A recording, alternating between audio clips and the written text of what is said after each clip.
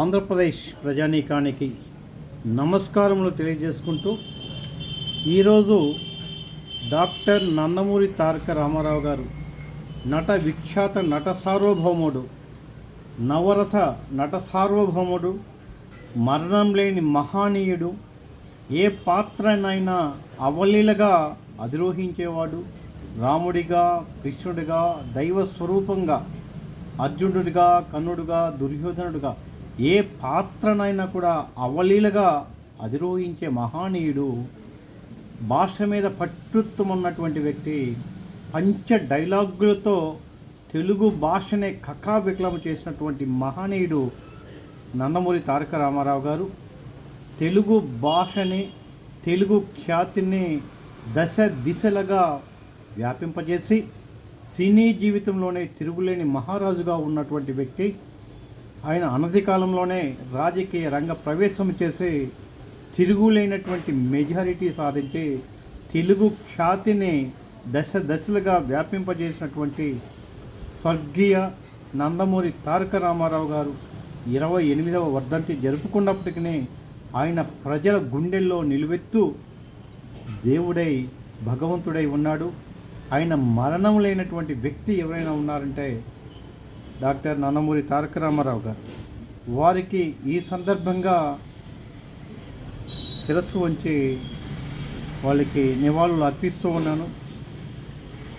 తెలుగుదేశ పార్టీ వారికి, జనసేన పార్టీ రెండూ కలిసి ఆంధ్రప్రదేశ్లో పొత్తు ద్వారా ఎన్నికలకు రావటాన్ని ఆస్వాదిస్తూ ఉన్నాను. ఈ సందర్భంగా కొన్ని విషయాలు ప్రజల దృష్టికి తీసుకురావాల్సిన ఆవశ్యకత ఉంది.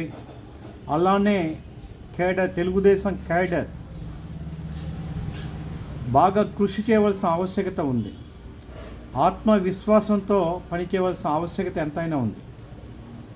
భేదాభిప్రాయాలకు తావు లేకుండా కలుపుకుపోయే విధానంగా ఉండి సర్వశక్తులు ఒడ్డించే ఆంధ్రప్రదేశ్లో తిరుగులేనటువంటి మెజారిటీ ఈ రాష్ట్రానికి ఆవశ్యకత ఉంది. ఓవర్ ఎక్స్పెక్టేషన్ దయచేసి వద్దు. ఒక్కసారి తెలంగాణలో రేవంత్ రెడ్డి గారిని చూడండి. ఊరికే ఆయన ముఖ్యమంత్రి కాలేదు. ఆయన అనేక కేసులకు సిద్ధపడి, కుమార్తె వివాహం జరుగుతున్నా కూడా జైల్లో ఉండి మీడియాని, తుప్పు పట్టిన మీడియాను ఏం పీక్కుంటారో పీక్కోమని చెప్పి ఒక ధైర్యంగా అనేక కేసులకు సిద్ధపడి మీడియాను కూడా లెక్క చేయక ప్రజల మధ్యన ఉండి వీరోచిత పోరాటం చేయడం బట్టే ఈరోజు రేవంత్ రెడ్డి గారు, రేవంత్ అన్నగారు తెలంగాణ సీఎం కాగలిగారు. అలానే సీతక్క, నేను ఈ మధ్యకాలంలో బాగా మెచ్చినటువంటి మహనీయురాళ్ళు ఎవరైనా ఉన్నారంటే సీతక్క గారు ఒక న్యాయవాదిగా ఉండి, ఒక నక్సలిజంలో ఉన్నటువంటి ఒక ఉద్యమకారిని అయ్యుండి, ఆ ఎదురు కాల్పుల్లో కూడా కుటుంబాన్ని పోగొట్టుకొని ప్రజా జీవితంలోకి నారా చంద్రబాబు నాయుడు గారి యొక్క పిలుపు మేరకు వచ్చి అంచెలంచెలుగా ఎదిగినప్పటికీ, పార్టీ మారినప్పటికీ, గత అధినాయకుడి వల్ల రాజకీయ జీవితం ఏ విధంగా పైకొచ్చిందో తెలిసినటువంటి అత్యంత సామాన్యమైనటువంటి, అవినీతి మరకలేనటువంటి, ప్రజల మధ్యన ఉన్నటువంటి మహనీయురాలు. ఆవిడ అటవీ ప్రాంతంలో తన ప్రజల కోసం, తను నమ్మిన ప్రజల కోసం ఆవిడ ఇంటింటికి తిరిగిన సేవ చేసిన విధానమే 200 కోట్లు పైఖర్చు పెట్టి ఓడించాలని చేసిన కుట్ర కూడా నిష్ప్రయోజనమైనది. అందుకని అధికారం ఊరికే రాదు. ఆంధ్రప్రదేశ్ తెలుగుదేశ పార్టీ కేడర్కి చెప్తున్నా, అధికారం ఊరికే రాదు. కేసులకు సిద్ధపడవలసిందే, ప్రభుత్వం మీద పోరాటం చేయవలసిందే. దుర్మార్గమైన ప్రభుత్వాన్ని చీల్చి చెండాల్చాల్సిన ఆవశ్యకత ఎంతైనా ఉంది. అందుకని బెదరవద్దు, దయచేసి బెదరవద్దు. బంగారు భవిష్యత్తు ఉన్నది. ఈ రాష్ట్రానికి తెలుగుదేశం పార్టీ ఆవశ్యకత ఎంతైనా ఉన్నది. ఈ రాష్ట్రానికి రాజధానిగా ఇంచుమించుగా 13 జిల్లాలకి అందుబాటులో ఉన్నటువంటి ప్రాంతంలో 29 గ్రామాల నుంచి 35,000 ఎకరాలు చిలుకు భూమినిచ్చి ల్యాండ్ పూలింగ్ ద్వారా ఈరోజు 2000 రోజుల పైచిలకు వారు ఉద్యమంలో పాల్గొని పొలాల కౌలు వేయక చిన్నకారు రైతులను రోడ్డు మీద వేసి 3 రాజధానులు కుంపటి పెట్టి ఈ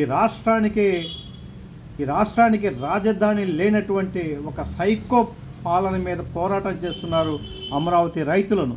వాళ్ళను మరొక్కసారి ఈ సందర్భంగా శిరస్సు ఉంచి నమస్కారం తెలియజేస్తున్నాం. వాళ్ళ మీద పెట్టినటువంటి తప్పుడు కేసులు, ఎస్సీ కేసులు, ఎస్టీ కేసులు, అనేక కేసులు, వాళ్ళ సుదీర్ఘకాలం పాటు న్యాయ వ్యవస్థ ద్వారా పోరాటం ప్రభుత్వం మీద వాళ్ళ ఉన్నటువంటి పోరాట పటిమ మనకు ఎంతైనా ఆవశ్యకత ఉంది. అలానే ఆంధ్రప్రదేశ్ మొదట అసెంబ్లీ స్పీకర్గా కోడెల శివప్రసాద్ గారు ఎంతో మంచి వ్యక్తి, జన నాయకుడు, ఒక డాక్టర్గా ఎంతో సేవలు అందించిన మహనీయుడు, వ్యక్తిగతంగా నాకు ఎంతో తెలిసిన వ్యక్తి. ఆయన ఈ ప్రభుత్వ కుట్రల చేత ఒక విధంగా హత్యగావించబడ్డాడు. ఆ విధంగా ఆయనని పిరికితనానికి చేసినటువంటి ప్రభుత్వం ఇది. ఈ విధంగా పిరికితనాన్ని చేసినటువంటి ప్రభుత్వం ఇది.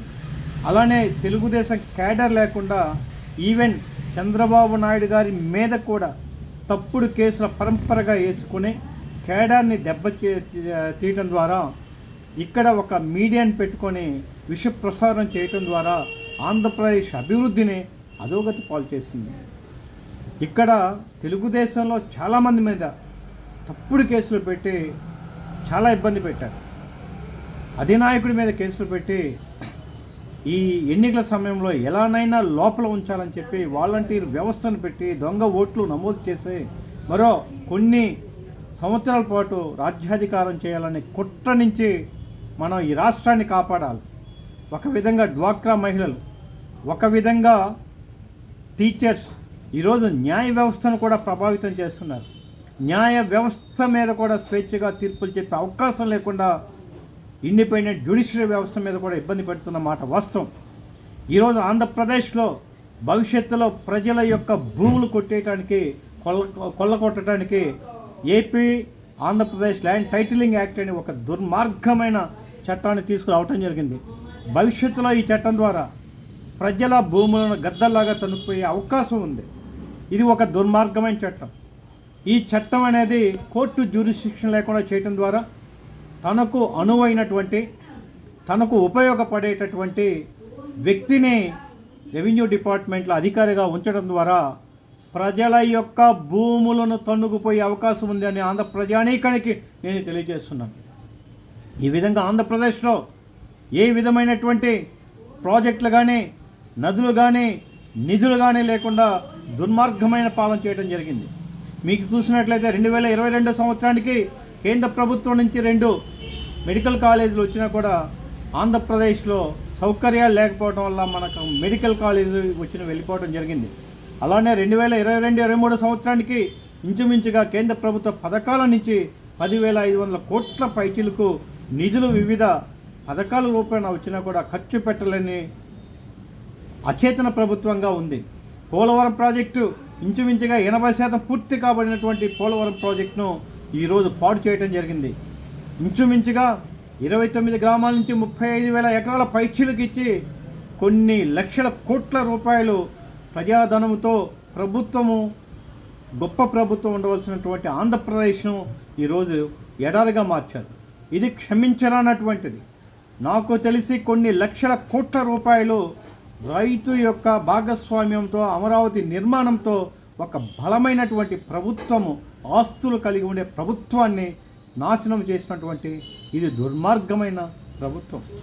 ఆంధ్రప్రదేశ్లో మరీ ముఖ్యంగా ఈరోజు మద్యం, లోకల్గా తయారవుతున్నటువంటి మద్యంలో ఈరోజు ఆంధ్రప్రదేశ్లో లివర్ క్యాన్సర్లు ఎక్కువగా ఉన్నాయి, కిడ్నీలు ఎక్కువగా ఫెయిల్యూర్ అవుతున్నాయి, ఎక్కువగా మానసిక వైకల్యం చెందుతుంది.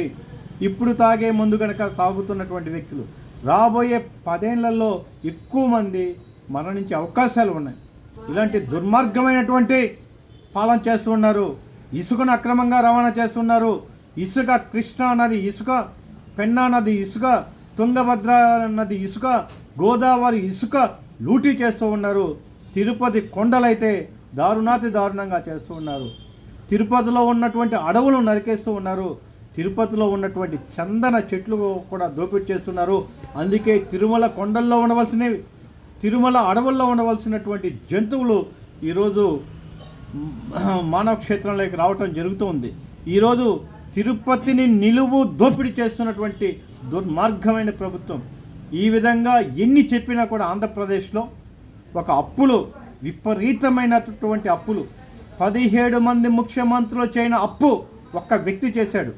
ఏ ప్రాజెక్టు కట్టకుండానే, ఏ నది కట్టకుండానే, ఏ అమరావతి రాజధాని కట్టకుండానే, ఏ పోలవరం ప్రాజెక్టు కట్టకుండానే, ఏ విధమైనటువంటి బందర్ పోర్టు కానీ, ఏ విధమైనటువంటి పోర్టుల నిర్మాణము, ఒక్క రోడ్డు కూడా వేయకుండానే కొన్ని లక్షల కోట్ల రూపాయలు అప్పు చేసి ఆంధ్రప్రదేశ్ ప్రజల పైన, ప్రతి నెత్తిపైన లక్షల రూపాయలు అప్పు పెట్టి అప్పుకు వడ్డీ కట్టే పరిస్థితిని ఆంధ్రప్రదేశ్ దివాలా కోరుతనంగా తీసుకుని ఈ దుర్మార్గపు ప్రభుత్వాన్ని దించవలసిన ఆవశ్యకత ఉంది.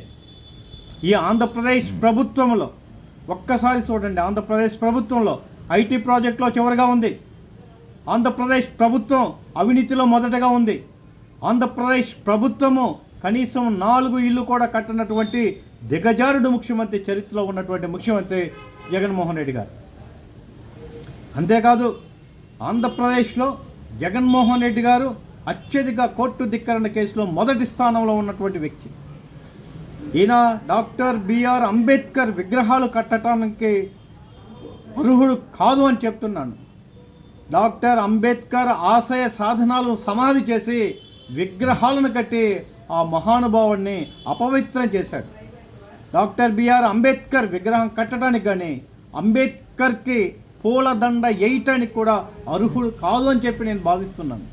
ఏంటంటే ఏ రాజ్యాంగం పట్ల, ఏ శాసనాల పట్ల ప్రమాణం చేశాడో వాటిని తుంగలో తొక్కాడు. భారతదేశంలోనే అత్యంత శక్తివంతమైనటువంటి కోర్టు తీర్పులను ధిక్కరించినటువంటి మొదటి వ్యక్తి. అంతేకాకుండా ఆంధ్రప్రదేశ్లో భవిష్యత్తులో భూ దోపిడీకి రాజమార్గంగా చేయడానికి ఆంధ్రప్రదేశ్ భూ యాజమాన్య హక్కు చట్టం అనేది తీసుకువచ్చి సివిల్ కోర్టు జ్యూరిస్డిక్షన్ లేకుండా భవిష్యత్తులో మీ పొలాలు భద్రం దోసే అవకాశం ఉంది. కనుక ఏ పరిస్థితిలో కూడా ఆంధ్రప్రదేశ్లో వైఎస్ఆర్సీపీ పార్టీ జగన్మోహన్ రెడ్డి గారు మరొక్కసారి ముఖ్యమంత్రి కావటాన్ని వ్యతిరేకించవలసిన ఆవశ్యకత ఉంది. అందుకని తెలుగుదేశం పార్టీ కేడర్కు చెప్తున్నాను, కష్టపడండి, కేసులకు సిద్ధపడండి. మీరు మరో రేవంత్ రెడ్డి గారిని చూసి నేర్చుకోండి, మరొక్కసారి సీతక్కను చూసి నేర్చుకోండి. మనకు అహంకారం వద్దు, మనం అందరినీ కలుపుకొని పోవాలి, కేసులకు సిద్ధపడాలి. మనం కొంత త్యాగం చేసినట్లయితే భవిష్యత్తులో తెలుగుదేశం పార్టీ గెలుపు, జనసేన పార్టీ గెలుపు ఈ రాష్ట్రానికి ఆవశ్యకత ఎంతైనా ఉంది. చంద్రబాబు నాయుడు గారికి ఆవశ్యకత లేదు. చంద్రబాబు నాయుడు గారి అన్ని పదవులు అనుభవించారు, కానీ ఈ రాష్ట్రం బస్సు పెట్టింది. ఈ రాష్ట్రం దివాలా అంచున ఉంది. ఈ రాష్ట్రం నిరుద్యోగ సమస్యతో అతలాకుతలం అవుతుంది. ఈ రాష్ట్రం భవిష్యత్తులో నాకు తెలిసి చీకటిలో ఉండే అవకాశం ఉంది, కరెంట్ ఉండే అవకాశమే లేదు. అందుకని అన్ని రకాలుగా అధోగతి పాలైనటువంటి ఆంధ్రప్రదేశ్ని మళ్ళా ఒక స్థాయిలో ఉంచాలంటే ఈ రాష్ట్రానికి జనసేన, తెలుగుదేశం పార్టీ గెలుపు ఈ రాష్ట్రానికి ఎంతైనా చారిత్రాత్మకమైనటువంటి ఆవశ్యకత ఉందని చెప్పి ఆంధ్రప్రదేశ్ ప్రజానీకానికి శిరస్సు వంచి నమస్కృతులు తెలియజేస్తున్నాను. ఓ యువత మేలుకో, ఓ మహిళ మేలుకో, ఓ విద్యార్థి మేలుకో, ఓ కర్షకులారా మేల్కోండి, ఓ కార్మికులారా మేల్కోండి. ఈ రాష్ట్రాన్ని కాపాడుకుందాం రండి, తెలుగుదేశం పార్టీని గెలిపించుకుందాం రండి, వైఎస్ఆర్సీపీని తరిమేద్దాం రండి అనే ఒక నినాదంతో ప్రజల మధ్యకు వెళ్ళవలసిన ఆవశ్యకత ఉంది. ఇంటింటికి వెళ్ళండి, ప్రతి వ్యక్తిని కలవండి, ప్రతి అమ్మను కలవండి. ఈ రాష్ట్రానికి తెలుగుదేశం పార్టీ ఆవశ్యకత గురించి చెప్పండి. ఈ రాష్ట్రంలో Telugu Desam party, Janasena party 2024 one side sweep కాబడాలి. ఆ విధంగా అవిశ్రాంత కృషి చేయండి. మీకు 2024 సంవత్సరంలో అమరావతి రైతులని మహా బస్సు యాత్రగా వాడండి. 2024 సంవత్సరానికి ఇప్పటికే న్యాయవాదులు నిరాహార దీక్షలో కోర్టులో బాయ్కాట్ చేస్తూ 26 రోజులుగా ఉన్నారు. ఈ చట్టాల పట్ల ప్రజలకు అవగాహన కల్పించేందుకు న్యాయవాదుల సేవలు వాడుకోండి, టీచర్ సేవలు వాడుకోండి, డ్వాక్రా మహిళల సేవలు వాడుకోండి. ఇసుక లేక భవన కార్మికులు ఈరోజు నిర్మాణ రంగం లేక నిర్మాణ రంగం కుదేలయ్యి ఈరోజు భవన కార్మికులు ఎంతో ఇబ్బంది పడుతున్నారు. వారు మీకు ప్రచారం చేయడానికి సిద్ధంగా ఉన్నారు. ఇంతమందిని సిద్ధంగా ఉన్నాం. న్యాయవాదులు ఉన్నారు, భవన కార్మికులు ఉన్నారు, డ్వాక్రా మహిళలు ఉన్నారు, టీచర్స్ ఉన్నారు, కార్మికులు ఉన్నారు, కర్షకులు ఉన్నారు, యువత ఉంది, మహిళ ఉంది. ఈ శక్తిని Telugu Desam party వాడుకున్నట్లయితే why not 175 seats Telugu Desam, 175 సీట్లకు 175 సీట్లు తెలుగుదేశం పార్టీ గెలవబోతుంది. జగన్మోహన్ రెడ్డి 2024 సంవత్సరంలో తను చేసినటువంటి చారిత్రాత్మకమైన తప్పిదనాలకు అనేక కేసులో ఇరుక్కోబోతాడు. ఆయన జైలుకు వెళ్ళబోతున్నాడు. వైఎస్ఆర్సీపీ పార్టీ 3 ముక్కలతో కనుమరుగు కాబోతుంది. ఈరోజు తల్లి లేదు, ఈరోజు చెల్లి లేదు, ఈరోజు నమ్మిన వ్యక్తులు లేరు, నమ్మినిచ్చిన భూమిని ఇచ్చినటువంటి రైతులు లేరు. కాబట్టి భవిష్యత్ అనేది తెలుగుదేశం పార్టీకి ఉంటుందని చెప్పి నేను చెప్తూ, ఏది ఏమైనా కూడా ప్రజల మధ్య నాయకుడు ఉండాలని చెప్పి ఆశిస్తూ మీ అందరికీ కూడా అభినందనలు తెలియజేసుకుంటూ ఉన్నాను. జై హింద్, జై హింద్.